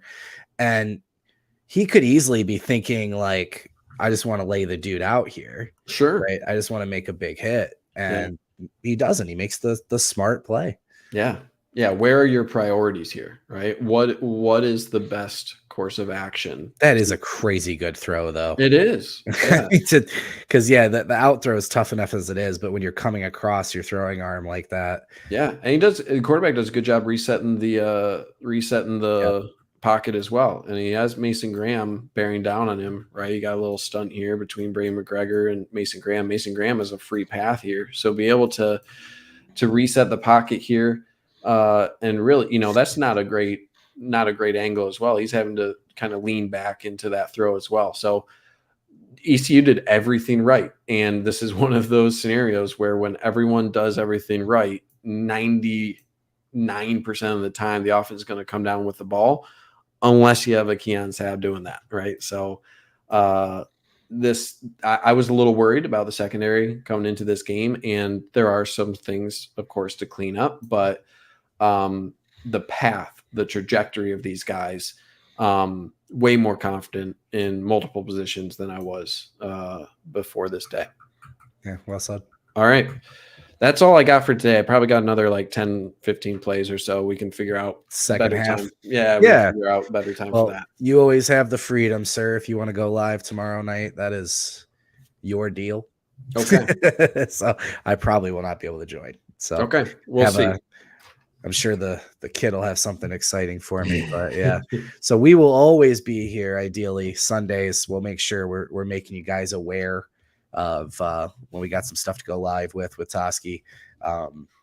Both of us, sometimes lives might happen, so we might not be able to go every single week, but we'll make sure we try as much as we can and keep in touch with you guys. So make sure you're liking and subscribing this YouTube channel. It's the easiest way to know when a broadcast is coming. When we go live, we try to post that in advance, whether it's cut ups or Hail to the Podcast or Dennis every single day during the week with his afternoon live show. Best way to keep in touch. Also, look up Maize and Blue Review at Michigan Rivals on Twitter. Again, same thing. We're posting these videos and posting links anytime we're going live. And then, of course, subscribing to Maize and Blue Review at michigan.rivals.com to get access to Josh Henske's intel and all the things we'll be talking about throughout the week during game week, because that's where we are now. We have game weeks. We have film to review. So a little surreal, bud. Glad we're back. Good to do this with you. You're the best. I know you won't accept that. You don't like hearing all your praise, but you do incredible work, man. And it's not just the film and recognizing it, but the way you break it down. I think people really, really appreciate the work you do. So we're glad to have you back, man. Love to be here. And yeah, man, I'm excited to continue to do this throughout the year. It'll be fun. So for those of you that have followed along live and provided comments and feedback, my boy, do you remember Sam Stamos? Oh, of course. Of course, when we found him in the crowd. Yeah. Good to see you. And then Derek's been in here, another one of our loyal guys. So appreciate you guys being in here. If you're watching this on playback, again, make sure you're liking and subscribing to the channel so you can come in live with us and provide comments. What do we got here? Sorry, I'm trying to do my sign off and I saw my name. Where did you get the photos on your wall? Oh, this back here. Okay. I happen to work in a place that creates these. So a good perk. Yeah. So where am I going? So bad at this. This guy, that's Patrick Barron, who takes photos and is just, I mean, there's people that take photos and there's photographers, there's artists, and the dude is incredible. So yeah, I've got him up there, and then my boy Charles. There he goes, Charles Whitson on the other side. But I've actually got more. I've got the Mike Sainristil Stover tip as well. So maybe I'll move this around. Yeah, you got to rotate them every stream or something. That's what we'll do. So yeah, join in next week to see which picture I have behind me. No. But all right, Toski, thank you. I'll say on behalf of him as well and all of us over at the team here, thank you for joining us, and we'll see you soon.